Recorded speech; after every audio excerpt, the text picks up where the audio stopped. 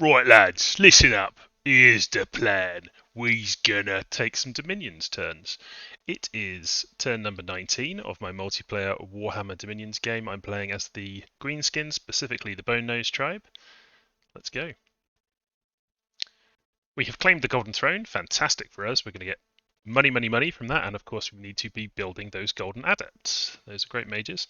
And we've got some good magic site finding here. We've got one in Numecria, Labyrinth of Skulls. I believe that's a death one.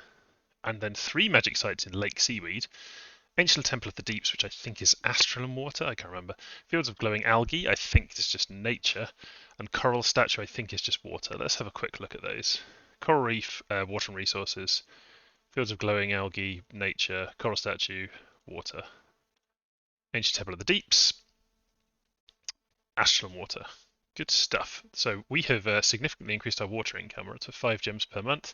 We have 9 nature gems per month. We've got 4 astral gems per month. We have bad income in earth and death, but I've actually made a deal to get some earth gems today. This turn from the Skaven, we sent them a water breathing ring because they said they were going to go and fight someone else underwater, which is to our benefit, to be honest. And in exchange, we're getting 6 earth gems, so I think that's fine. Puts us on good relations with people. You want people to think kindly of you, even if you're planning on attacking them. And then we've got 7 air gems per month, 3 fire gems per month. So the air gem income is good, but the nature gem income is our very best. We've just got a lot of air gems from early on and from events as well, I think. Athel Lauren has got a new prophet, Miracle of Death. We have a battle in the Lake of God, fittingly named. It's not really a lake though. Gorkzilla is taking on a bunch of rubbish. He is going to easily win. He'll probably not even take a hit. Let's have a look. Hit point's 90. Let's see if he takes a single point of damage. Because he gets to repel these guys because they've only got daggers. Nope, didn't take a single hit. How many of them are missing their eyes as well? That's the other thing I'm interested in seeing. Womp womp. An unexpected event has occurred in Anoria. The lair of a hideous troll. Oh, I wish I could just recruit the troll, but he escaped. 34 gold, 2 air gems, 1 water gem. Fine. That's nice to get little events like that, but it's not a big thing. Completed a fortress and did a bit of patrolling. So we're going to continue to site search underwater. I'm going to forge another ring of water breathing because I'm giving them away apparently. And yeah, just kind of patrolling around. Our plan right now, it was going to be to just kind of guard this throne, but I have heard that Nuln is going to be attacked roundabouts here, probably by the dwarfs. I guess they're hitting them here, here, here, maybe, or they're using some stealthy troops or something. I think that's what I'd heard. And I think Nuln's going to be attacking the Skaven here. Probably they're just going to move because they're quite conservative in the way they move their army to avoid like a bad trap. So I think they're going to hit here. Consequently, that farmland I could hit this turn and just join in with this chomping of Nuln. What I would be worried about is if they move here, I've moved my force into the farmland. Where is this force going to go next? That way is not frozen over. It could be frozen over next year, but it's heat 3 on both sides, so no chance actually. So that's not going to be frozen over. So where would they go? If they want to go back to their capital, they'd either go down here or they'd go up and hit me. They'd probably go up and hit me because at that point they'd probably just want to fight me. So what I think I'm going to do is wait a turn. And then probably go for that farmland. So I think I'm not going to do it this turn. We're just going to do a bunch of patrolling this turn, kick any scouts or anything out from my nice throne. We're building some palisades. We're having to take quite a haircut on our recruiting of mages and things at the moment. We're not actually recruiting very many troops either. We are recruiting mages everywhere we can, but it's tight income-wise because we keep having to build palisades and things. So we're building palisades over here, and then we're going to be building we're building a temple as well, of course, and then we're going to be building a lab. And of course, the reason for doing that is to get these adepts of the Golden Order going. Really, I should have built the lab first. But I don't think I had enough money. Let me check. Well, I could have enough money actually. 151. Instead of a temple, build a lab. Yeah, I could start recruiting the Golden Order adepts quicker. They get them quicker. Yeah, I think that's probably a smarter thing to do. And then it lets me get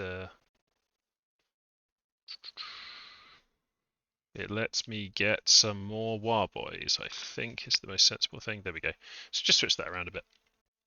Yeah, but that's all we're up to at the moment. Again, we're not really in a war, which is a bit of a shame, really. We've got all this good stuff, but we are actively gaining provinces. Um, and I say this constantly, but I definitely need to hurry up getting underwater stuff, and I need to be ready to fight an underwater war. And part of that is doing Ring of Water Breathing, but there's some other items that could be very useful for our underwater fighting too. What can we forge? Well, we could wait to get better forging options, of course, but there's stuff that will kind of always be useful. One of the things is if I've got a mech wart, someone like that. At the moment, not in position to forge anything. Have we got any Earth guys who are sat on a lab right now? This is not thrilling viewing. Well, anyway, if I find some Earth guys sat on a lab, I can forge the lion pelt that gives you head protection as well. Is there anything else that would definitely be worth forging that's useful for everyone? Not really. Not really. I'm tempted to get a champion skull just to have one wafting around, but we have so few death gems that that's probably not a good idea.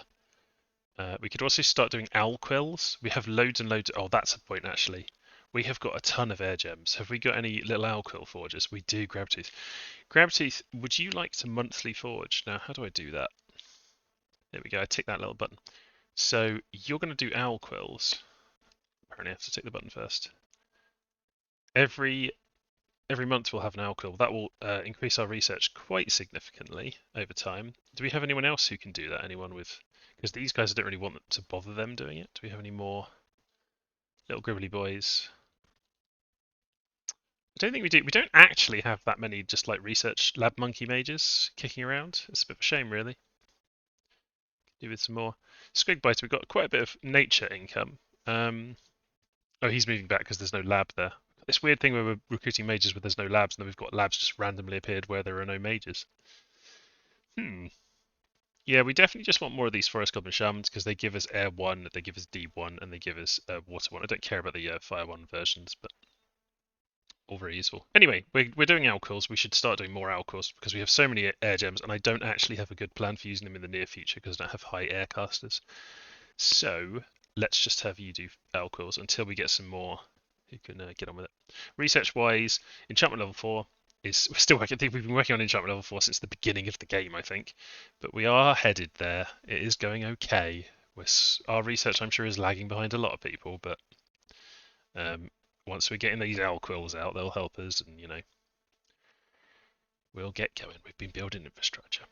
Okay, let's see what happens next turn. Hopefully, some slightly bigger events for us to watch.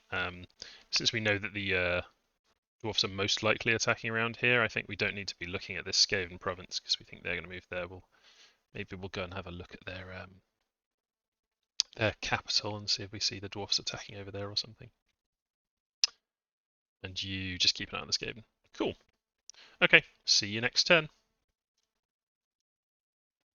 Welcome back. It's turn number 20.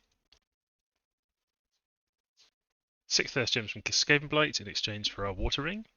Found a magic site in Wood of Many Paths. Another good turn for magic sites for sure. We've got really good gem income coming in here. So Wood of Many Paths, we have found Stargazer's Cliff. I believe that's Astral and Earth, maybe just Astral. Cathedral of Rock, we've got Enchanted Windmill and Gatewood Valley, and we'll look at all these sites in a moment. I think I'll come back to this. None in Traveller's Rest, and then 2 in Anoria, Mineral Cave and Rage Flame Tower. Sounds like we've got some Earth and Fire income going there. And then we see a battle in Nuln. This is the dwarfs, so they must have sneaked to get this battle in Nuln. And you can see, let's have a look. This is the Empire Province Defense. I think that's just their 25 points of Province Defense, but they get some State Halberdiers and Spearmen, and they get a bunch of crossbows and archers. And then the dwarfs have got a bunch of miners who hit very hard, but are not they're fairly easy to hit, and their protection's not super high, but they are stealthy. These are the people who are leading them, these prospectors, with their runes. Runes of Grungni. This is the one that casts Legion of Steel automatically, so they're getting Legion of Steel castings off via that. That's a smart thing for them to do. And then they've got rangers who've got throwing axes and hit very hard. So very hard hitting, but I think they're going to take some casualties. Yeah, the crossbows are picking a few of their rangers off there because the rangers only have 16 protection. I say only 16. It's light for a dwarf. It'd be very heavy for an orc. But the rangers are going to absolutely destroy these Empire troops in close combat, I imagine. The halberdiers might kill a couple of them because they don't have the best defense. And the crossbows, of course, are killing a few more. And then the miners are going to definitely turn this battle over and win this. So that's the infantry dealt with. And then they're going to lose a few more as they approach the crossbowmen. The dwarfs don't have stealthy ranged troops, really. That would have been very helpful for them to have some crossbows here, but because this was a stealth attack. So there's their throwing at the archers. That's probably what they were scripted to do. And those axes are doing great there, and then the miners are just mopping them up. So, Nuln has lost their capital PD. We also see a battle between Nagarond and Slaanesh. Oh, this is a big one. So we've got tons of bleak swords, infantry. We've got a big mob of demonettes and hellstriders, so very nasty kind of Slaanesh against Slaanesh violence happening here. And there's a few steeds of Slaanesh in there, and there's some fiends. This is really good stuff they've got. And then they've got tons of slaves and beasts in here, or a big assortment of different beasties, including this one, which I think is an error because it says it's one of Titchy Witchy's Raider Cavalry, so I might need to fix that. And they've got some green skins. They've enslaved some of my kinsmen. Very naughty. We've also got some Supreme Sorceresses mounted on Dark Pegasi, and we've got tons and tons and tons of Convent Initiates. I'm guessing they're going to be doing a big communion and then lots of casting. This is a really powerful army. Set up here, but it might be a bit overkill because on the other side, in a hilarious jape, Slaanesh has left them a single goat. No doubt from their perverted stocks of goat slaves, and the goat's just going to run away. So this is just them liberating their fortress. Oh, they're pretenders there as well. Look at that. Times Reed and Tofu and Wokarati, the Anunnaki of the underworld. So yeah, with an enchanted pike. So this was super high commitment from the Dark Elves, but a waste of their time and resources. Well, they didn't lose anything. Oh, they had a cockatrice that went and killed the goats. I missed that. Oh, poor goats. We had a battle in Baptizer, which is an underwater province. Of course, it's our god with all of his stuff. And he is fighting against slightly stiffer competition than last time, but still, Turtle Tribe Tritons are not going to be any issue whatsoever. I doubt I'll even take any damage. 84 hit points. Let's see if we lose any hit points. We're not getting the repels, of course, this time, but we've still got the aura and the fear and the high protection and the skeletal body. So, nope, didn't get hit. Lovely. And then we've got events. Events have been kind to us recently. Let's see how we do this turn. We've got Numecria. The Savage Orc boss has become a big boss. Very nice. Lake Seaweed. Another lab. 3 Astral Pearls, 2 Death Gems, 3 Nature Gems, 1 Blood Slave, and a Storm Spool, which is an item that helps you do Corpse Construct and gives you Lightning Immunity, which can be very useful against Slaanesh because they've got lots of air mages. Who else has got lots of air mages? I guess the Dwarfs have got a bit. Maybe Nuln do. It depends what they've recruited. Anyway, it could be useful against a few people. Dopharos, 7 Fire Gems. We're doing great on the gems. Really, really tons and tons of gems. We need to just... I think getting up construction is going to help us spend a lot of our gems to useful stuff, improve our research and so on. And we found a sneaking Noblar at one of our thrones. That's fine. So what are we up to this turn? Well, we're forging more owl quills. I've decided to forge 2 a turn and just keep people researching with those because we've got tons of air gems. We've got tons of everything. We don't have very many water gems. I could use some more earth and definitely death, but death and water are the main things we're after. And if we get enough blood slaves, we'll be able to move into a blood economy, which would be nice. We could set some just like scout searching for blood. You can break into blood economy that way. Maybe I'll do that to just kind of show people watching how you can do that if you don't know. Yeah, we're just doing more site searching. We're moving people around and doing research. It's really just another repositioning turn. What we are doing this turn, though, because we see that Nuln has lost this province to a big dwarf army, and they're going to siege the capital very quickly. So they're going to be moving back here. Now, last turn, I didn't move to here. I said I could have attached them, but that's because Nuln's army is now here.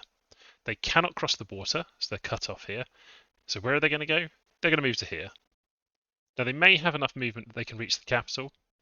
Either way, I don't want to be sat there and have to fight them. However, since they're going to go up like that and try and go back to the capital and fight the dwarfs, because they're going to have to, basically, what I'm going to do is just nip in here and take this. So I'm just going to send some war boys and some boys and a few goblin kind of lance catchers, I guess you'd describe them as. And then Forest Goblin Great Shaman to do some blessing. And I'm sending Grokka just so he can get some experience. Bogdrinker and Grokka will be my leaders there. But yeah, we're just going to go and take that province off them. There's no reason we shouldn't have that. If they're going down, which it certainly seems they are, why not just do a little bit of grabbing stuff? And if they do want to come and fight me, that's fine. They shouldn't. They should go and fight the dwarfs, because the dwarfs are the one really taking them out, but what I might do is, if they do well against the dwarfs, which I doubt, but they might do, then I could just say, hey, I'll keep this province. I won't hit you for anything else. You know, we can make amends. It's fine, but I'm not going to give anything back that I take from them. They're not strong enough to make me do that unless I get in a much worse situation. Lots more underwater searching, and of course we are going to forge some more water rings. I believe I've got someone forging water rings. Maybe I don't. You're doing owl quills. I really thought that I had max of H issues. Somebody's supposed to be forging me water rings because I need more people underwater. I need people underwater searching things. Oh no, it's because I already took it. Bashrek. Bashrek has a water ring. Yes, so he is taking a water ring underwater. He's got 2 death and 2 nature, so he's going to be helping search along with Thumping Zog. And my god has now completed taking this water. He's going to move up to here, and then he's going to hit all of these water provinces and take all of that over. And if somebody tries to come in here, like the dwarfs or something, they will find that I will kick them out. I'm not going to accept anyone having any of these water provinces except me, so yeah, we'll keep up with that. At the moment, no wars except for taking some stuff off Nuln, but I'm imagining that we could have some conflict coming up with the dwarfs. It kind of looks like it. Conflict with the Skaven, possibly. We'll have a bit more of a broad front against them there and could attack. We'll just see what's happening. Could always attack Slanesh in the rear. I wouldn't be surprised if Khorne ended up attacking me for this throne. Basically, I'm in a pretty good position, and so I'm being a bit defensive. This throne down here, I have got the laboratory up and I'm now building a temple, and of course we can now start recruitment of the adepts of the Golden Order. That's really important to get those guys and then keep them alive. So that's the objective there. That's pretty much it for this turn. We can fit another one in this video, so I will see you next turn. Or will I? No, this is the same turn. Quick addendum. I did say that I would look at the various magic sites that we got, and then I didn't. So let's have a look at those now. So Wood of Many Paths, we've got Stargazer's Cliff. That is 1 astral, 1 fire. Very nice. Cathedral of Rock. We got Silver Deposit. Which one did we get this turn? Enchanted Windmill and Gatewood Valley. We already had the Silver Deposit. The Windmill gives us 1 air and 50 supply points. That's not how windmills work. Gatewood Valley kills undead and enables recruitment of Centaur Chariot. Very strange. I don't think I'm going to be recruiting any of those because they cost loads of recruitment points and we don't have loads of recruitment points. So this cave is not going to be producing any Centaur Chariots, but they are interesting. So those are not particularly exciting sites, to be quite honest with you. It's just 1 extra gem. Oh well. And then 2 in Anoria. We get Mineral Cave, which is 1 earth per turn. Very welcome to have more earth income. We're up to +2 per month now. And Rage Flame Tower, which gives us a fire gem, and we are now up to 5. So let's just go through those. Fire 5 per turn, air 8 per turn, water 5 per turn, but we're spending them very quickly. Earth gems 2 per turn, astral 5 per turn. That's surprising, but very, very welcome because astral gems are great. Death gems 1 per turn, but we've got a few from events. Nature gems 9 per turn. Blood slaves none per turn, and we've got 9 from events. So, bit of everything. And yeah, that's everything I was going to show you. So I will now see you next turn. Welcome back.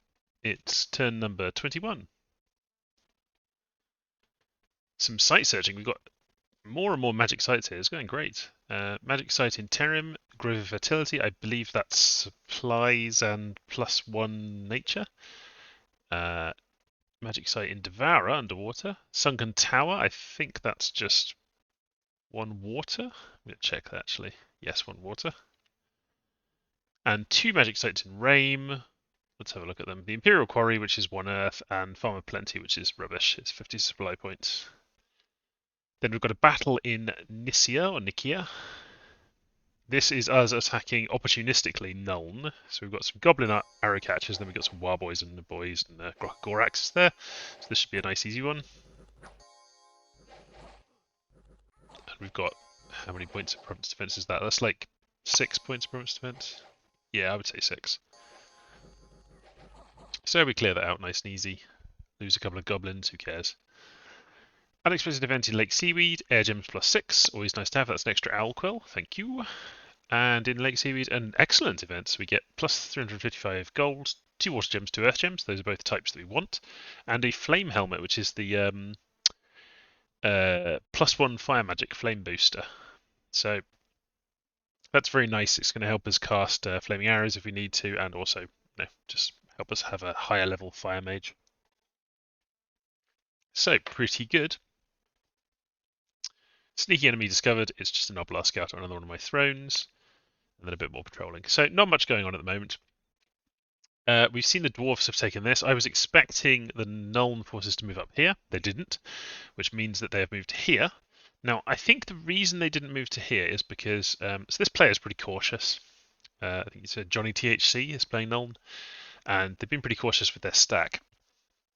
And I think what's happened here is they could have moved to here or they could have moved to here. And if they'd moved to this province, they had a chance of me attacking, so that could have been a bad hit for them.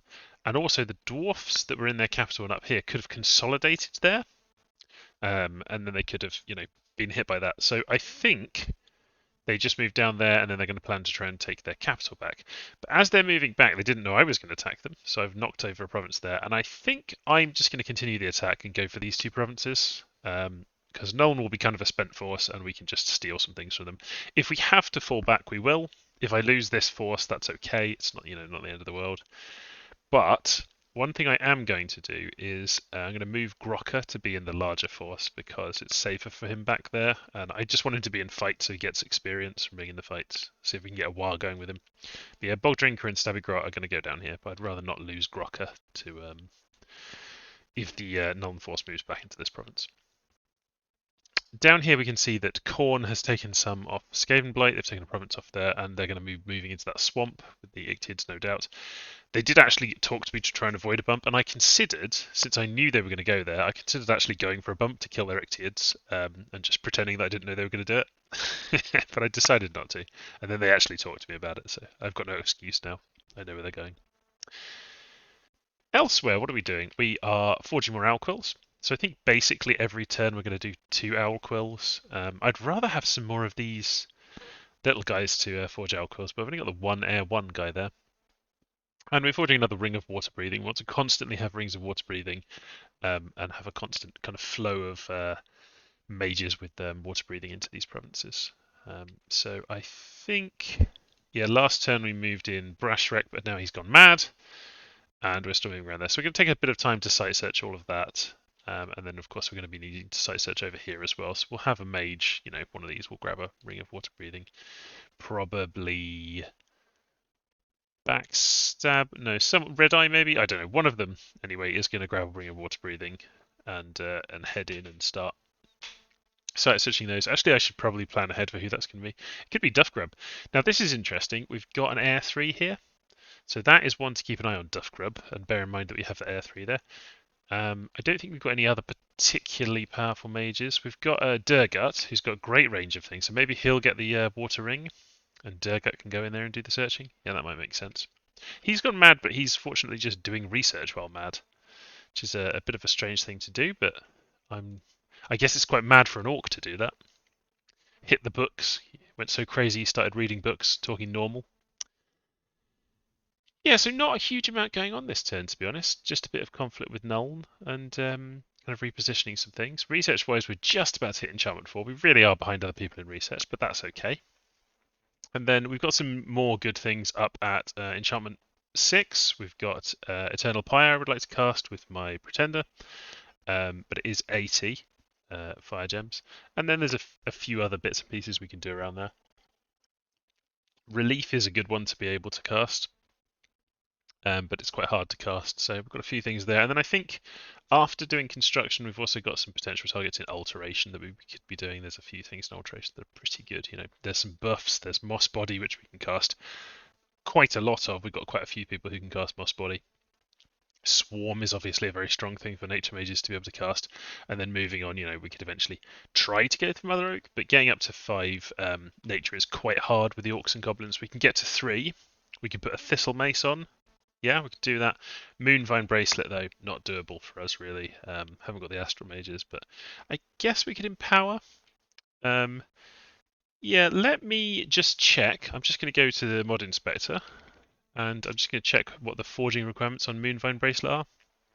I feel like it's Nature 2, Astral 2, but I could be wrong, so I'm just going to have a little look. Moonvine Bracelet is... Oh, it's Nature 3, Astral 1. And it's on Construction 6. That's interesting. So what I could do with that is I could take a Nature 3 and just empower them into Astral. That's not a terrible plan. Yeah, that's easier than boosting up the Nature on one of these Astral Boys here out up to the Golden Order. So maybe I want to do that. And if I am going to do that, if I'm certain that I want to do that, there's no problem in doing it, as soon as we can, really, because you get the extra research from having an extra point of magic. I mean, I know it's silly to think of it that way, but it is true. So I'll make a note that maybe we're going to put a level of Astral on Durgut. That would also make him very good at site searching when we send him underwater. Anyway, still equipping Owl Quill, still getting our research going, so still cracking on with that. We could make more Owl Quills, in fact. We could have Red Eye do an Owl Quill. Let's do that, because the quicker you forge these Owl Quills, the longer they're in play for, helping you get your research going. So let's just throw more gems at it, have another Owl Quill. You can see, even though we've been buying these Owl Quills at 5 air gems each, we've still got 80 air gems, so we are exceptionally wealthy in terms of air gems, and can get a large number of those going. Anything else that we could crack on with this turn? Not really. Yeah, so here's Bortuk and Grimdreg, the army attacking this. Big lot of troops and some archers with a Divine Blessing, and Grok and Gorax is there. Just having fun, you know. Okay, I think that will be it for this turn, and probably it for the video, just so that I've got videos going up regularly.